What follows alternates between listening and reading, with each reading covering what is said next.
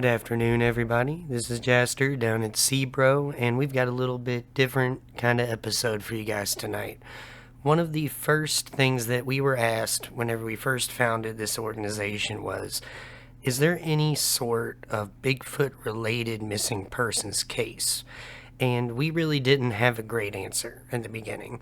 There's a lot of he said, she said stories that are out there, and we've spent a lot of time trying to keep our eyes open and investigating anything that may have anything to do with a Bigfoot related disappearance. And for a lot of people, this would be an easy one, right? If you were to listen to all of the books out there, all the movies out there on the subject, this sounds like an open and shut argument. However, there really isn't a lot out there. And as far as anything goes, whenever you're able to really run down a lot of these missing persons cases, it starts to really flow away from the realm of strange and more into the realm of normal logic. However, there are a few that get really strange. And one of the ones that I want to sit down and bring to you guys tonight comes from the Honey Island Swamp in Louisiana. We actually came across this whenever we were doing our research for the Honey Island Swamp episode, and we wanted to give it a little bit more time to cook. We wanted to do some legwork, and we wanted to bring you guys a little bit more comprehensive of a story as to what may or may not have happened here. Now, for the backstory. For anybody who's old enough to remember, there was a History Channel show called In Search Of with Leonard Nimoy that aired back in the early 70s, might even have been the late 60s. However, there's been a myriad of episodes that have came out with this show. A lot of them have to do with Bigfoot. One of them was named The Swamp Monster and came out in, let me check my notes here, 1974. Now, with this episode came an interview. And now there were a few interviews with this case. We like to talk about a couple of them, mostly the Harold Ford interviews, the ones with his kids. But we also talked about one with a man by the name of Ted Williams. And this one was the one that got really strange. We kind of talked about it a little bit on the episode, but we want to make a real one here for you guys. That way you guys really understand what's going on. There's a lot of information in the air and a lot of weird stuff happening. And we want to make sure that you guys understand exactly what's all there. And that way we can bring you guys something. Hopefully you'll all like it. If not, just let us know. But thank y'all for tuning in so far. And let's go ahead and get into it. Now, this man, Ted Williams, is a farmer in Louisiana, we believe. And he works near the Honey Island Swamp. That's where his farm's at. And he went on the show to have an interview. Now, I'm going to go ahead and play what we've got of the interview. This is a rather old clip, not a lot of great footage, but I want to get this out there. We're going to go ahead and throw up the copyright notice and all that for fair use. Hopefully, we don't get copyright striked, but we're going to go ahead and play that here for you guys. That way we get it a little bit of an understanding of what's going on. Swamp. Few outsiders ever hear them, perhaps for good reason.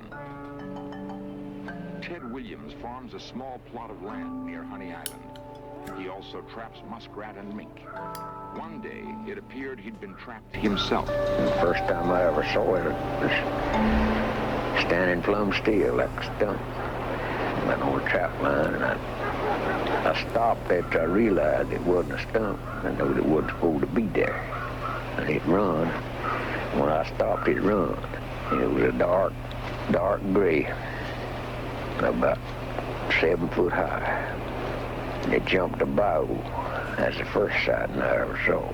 Well, the next time I seen them, was they swimming the river, 2 of them. And one of them was bigger than the other, and one of them was faster than the other, and they swim just like a human. Them long overhand strokes. I tried to get one of them to look at me, and the other one run off, got out of the way, and the other one never would look at me. And I could have shot it, but I wouldn't do it on account it wouldn't look at me. It looked too much like a human to me.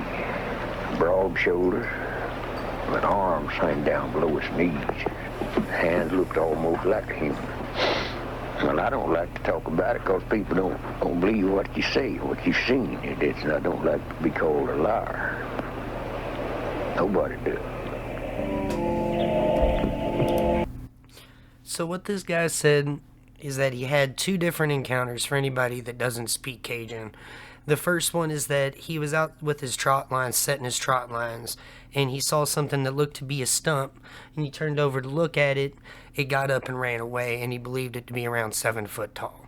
The second time he was out, also trying to run his trot lines, and he had seen 2 of them, and one was swimming faster than the other. One of them was bigger than the other, and he was trying to get its attention. One of them broke away, got out of the river, and ran off. The other one got out of there as well, but he was trying to get its attention, but it never really turned around and looked at him.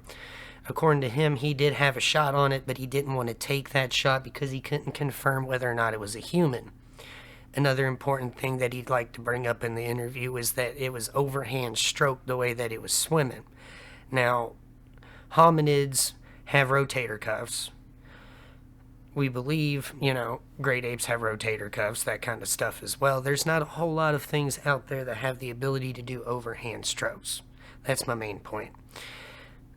The biggest thing about this, and what turns this from a regular interview of a Bigfoot encounter into a footnote in local history, is that sometime after this episode had aired, the man had promptly disappeared. From what his neighbors had claimed, he went out to inspect his trot lines or run his trot lines, and he never came back.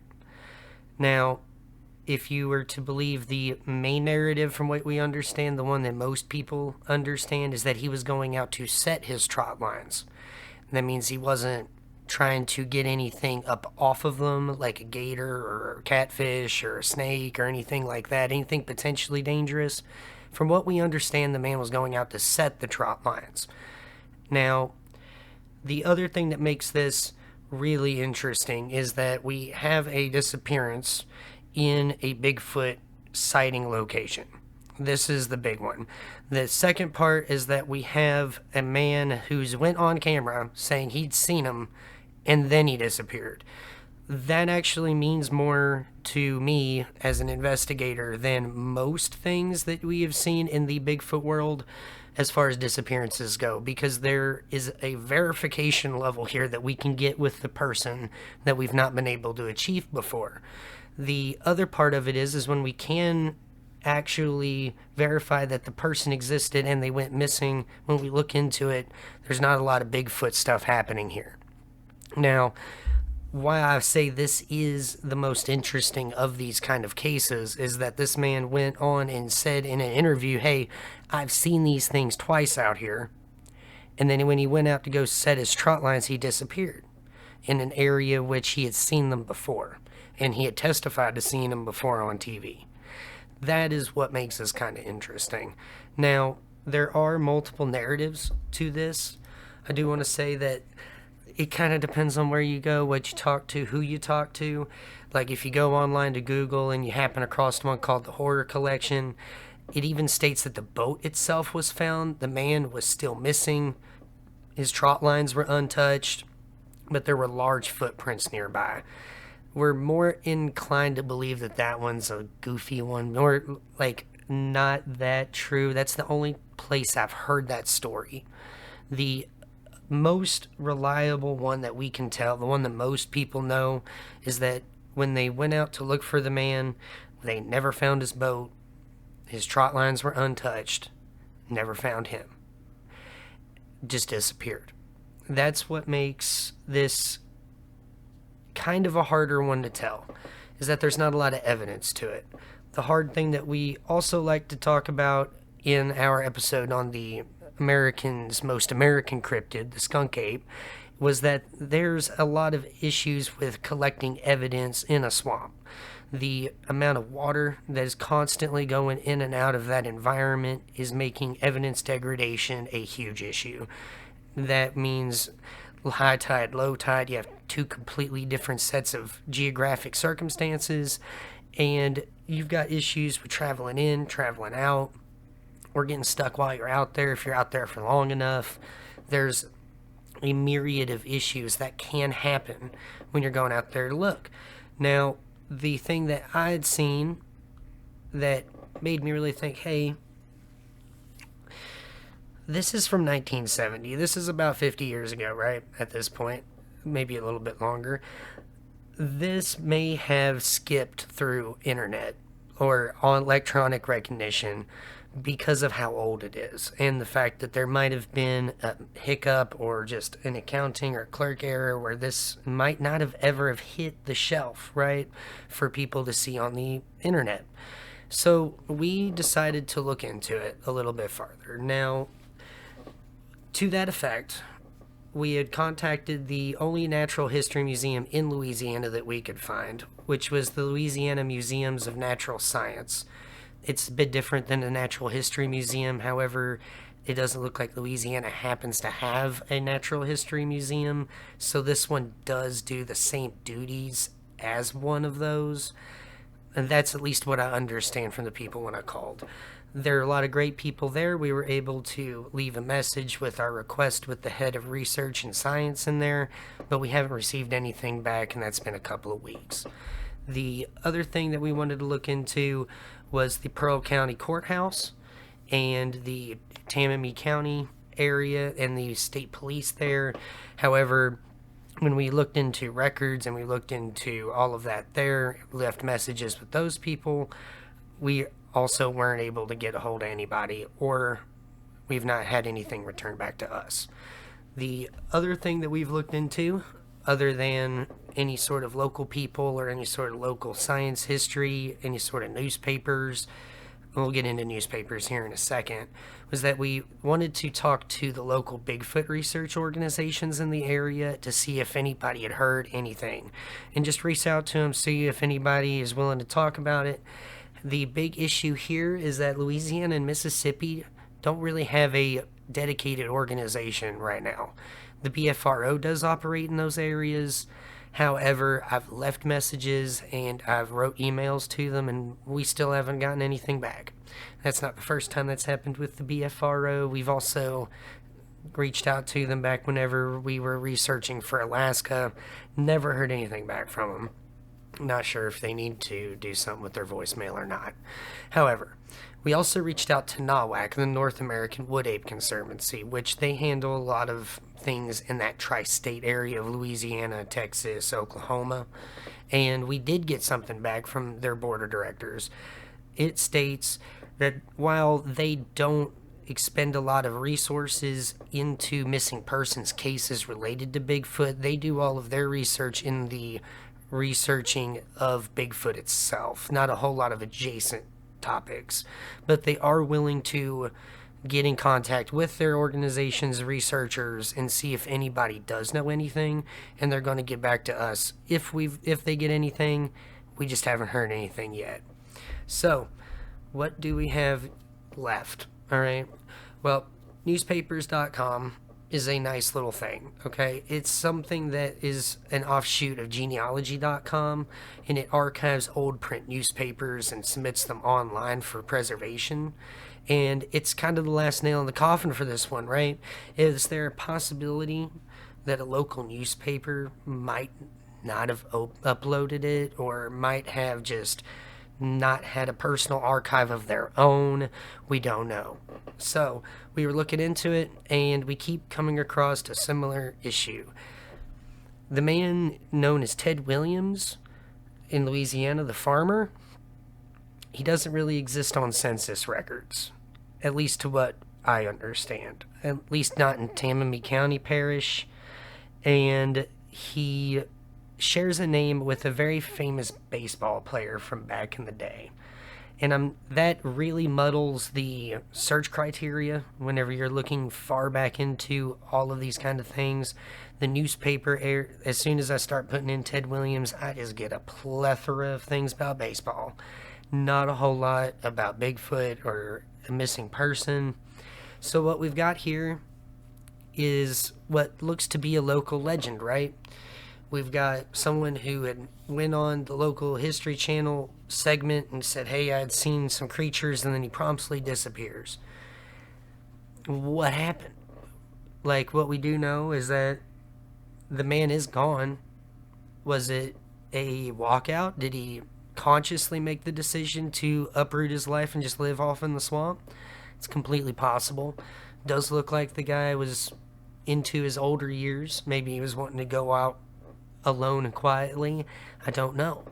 But the only other explanation for this local legend that really allows this case to be true, and it's still a stretch, is that if the man disappeared and no one went on to report it to police because of the fact that he went missing in that area, that where he's seen Bigfoot 2 different times before, and that would muddle it with the police. That's something that a lot of people in the Bigfoot world believe, even though there are plenty of police officers, firefighters, government workers that have come forward and said, hey, we have seen something. Back in the 70s, that was not really the case at all. Like, the Patterson-Gimlin film had just come out. People were still thinking about that. The Fouke Monster, the Legend of Boggy Creek, that's all a product of that era as well. But it's still a really niche, kind of taboo subject. So, did they just not report it to the proper authorities? It is a phenomenon that continues to this day, unreported missing people. However, it's for a variety of factors, and even though someone may have lost a loved one, it gets so crazy for me to really think that they wouldn't go back to report it to the proper authorities. The other thing to factor in here is that mandatory reporting for missing people, there wasn't really a federal statute at that time. There wasn't any sort of mandatory reporting criteria, and a lot of times, a lot of places didn't have to immediately report someone as missing back in those days because they could have just ran away on their own. And a lot of police departments back in that day really thought, hey, that's on them. That's before we really discovered the weight of serial killers happening rampant through the 70s and 80s. All these other kind of things against personal safety in the United States that does continue to this day in a variety of factors. But there was a lot more people that were going missing and was never reported back in those days than there is today. That is true. But there's no way to measure how many of these people went missing and weren't recorded, and we don't know if Ted Williams was one of these people. It does look like this man was so far out in the swamp that that must have been an alias. That's what I'm thinking, is that Ted Williams was an alias that he had picked up because it doesn't show up on a census record. It is possible the guy was so old that, he was 70 years old in 1970. He might not have had a birth certificate. He might have been one of those kids born way back in the day, never got any paperwork. It is possible. However, it's a lot of things that have to go right in order for all of this to be true. And that's what makes this one kind of an on-the-line one. What does make this compelling to me is that the guy did say, hey, I seen Bigfoot twice. And then he went out to go check his trot lines because he's a man of the earth. He isn't going to let any weird thing really scare him. Probably thought to himself, hey, these things have been around me twice. They've not really done anything. A third time ain't really going to hurt nothing, is it? So he went out and then he disappeared. Could have been a medical emergency. It could have been that an alligator got him. Could have been a snake got him. Who really knows? What we do know is that the boat, from what we understand, was never found, and that nothing was touched. The trot lines were untouched, and we don't know where he went. But that is the weirdest Bigfoot-related disappearance case. And what do you all think? We want to get a discussion going here. If you guys have any idea at all or have any information, let's have a conversation here in the comment section. Like, comment, subscribe. We would really love that. And if you have any information or have had a Bigfoot-related incident, report, or sighting, we're going to go ahead and put our email down here in the bottom in the description for you guys. Thank you all for coming by. My name is Jaster with Sebro, and you all have a wonderful night. Bye-bye.